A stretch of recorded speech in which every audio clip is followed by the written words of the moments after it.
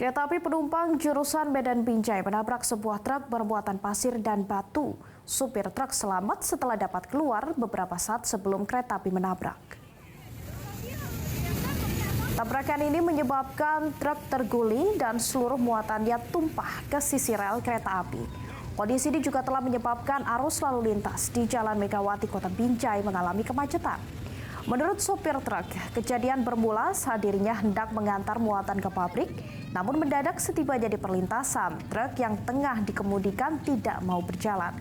Saat supir turun hendak memeriksa, kereta api keburu datang hingga menabrak truk yang ada.